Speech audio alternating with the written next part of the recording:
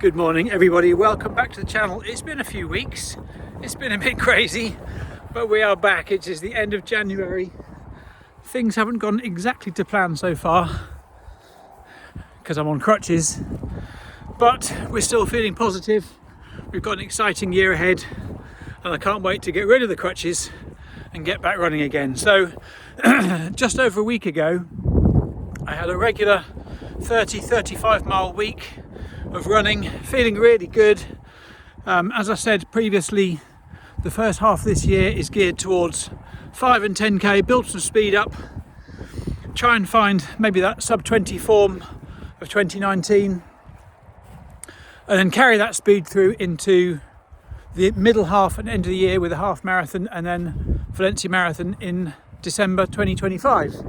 That was the plan. So yeah, a week and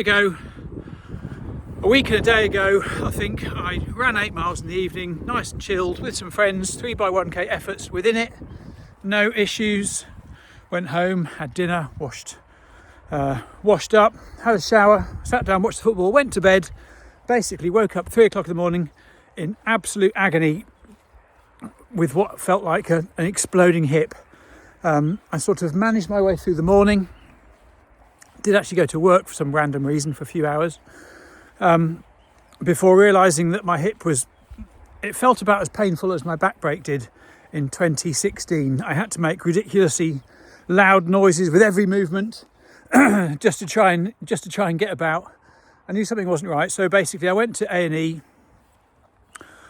Strangely and stupidly, I drove myself to A&E because it sounds so ridiculous, but I was in so much pain I actually thought I was going to pass out, and I thought if I pass out at home there's no one there.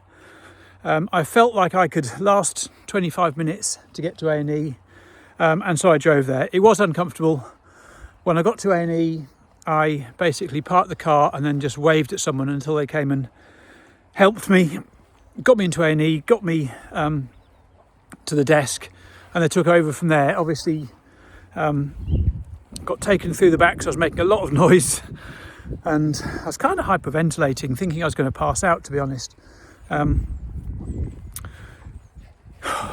Cut a long story short, spent just over a week in A&E with what looked to have been some sort of a nasty infection within my hip joint. They did x-rays which showed no bone breaks, which I was obviously pleased about. They did CT scans and ultrasound scans which showed not a great deal.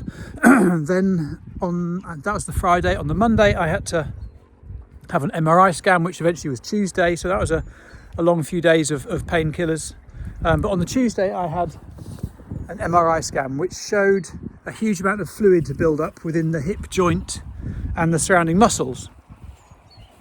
So later that day they stuck a big needle into my hip, guided by another ultrasound scan. They withdrew a load of nasty looking yellow fluid. They said don't be deceived by the colour, it can be very healthy, just not a great colour. And they took that off for analysis, and again, cutting a long story short, it looks to have been a very big rheumatology flare-up. I've mentioned before that I've had a little bit of arthritis in my shoulders. Well, I've never had anything in my hips before, and it looks like a massive rheumatology flare-up. My immune system went into overdrive, filled up the hip joint with plasma or white blood cells or whatever, which meant that every movement was incredibly painful. I couldn't bend my hip, I couldn't sleep. It was the worst few days, but as I said, I've been on Oromorph and codeine and paracetamol every 2 hours for 6 days.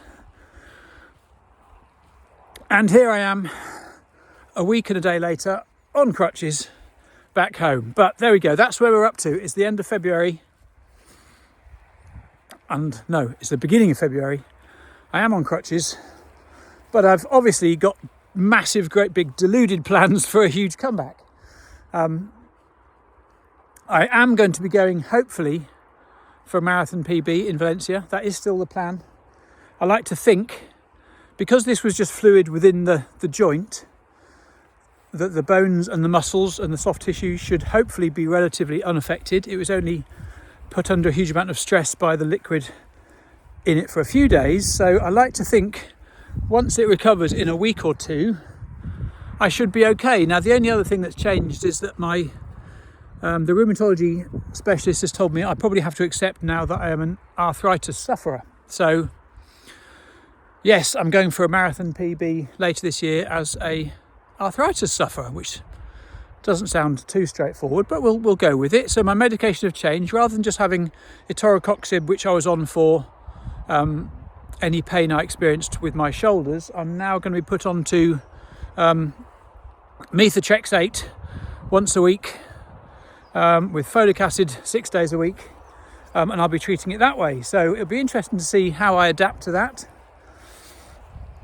how it changes the way I live, if at all. Hear lots of good things and bad things about it, but that is the plan that I like to think is not going to affect me. I'm only young at 53. Why haven't I got a marathon PB in me? As I said before, it's my 25th year of running. It's my 25th marathon. I've been talking to an exciting coach who doesn't see why he can't get me to a PB, changing my training in some ways. Rather than going for 5 and 10k PBs, I'm just going to go straight training for a half marathon PB, which will be at the Big Half in London in, what's that, September,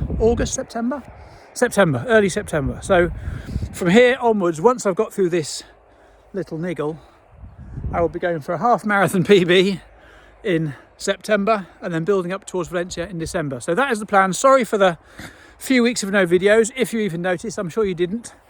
What else is going on? House move, still ticking along. It might actually happen, you know, it might actually happen. We've broken the chain whilst I've been ill. The chain's fallen back together again. It could actually happen. Anyway, stay tuned. I'm back on my feet. I'll be back making videos. Thanks for watching. Take care, and I'll see you soon. Bye.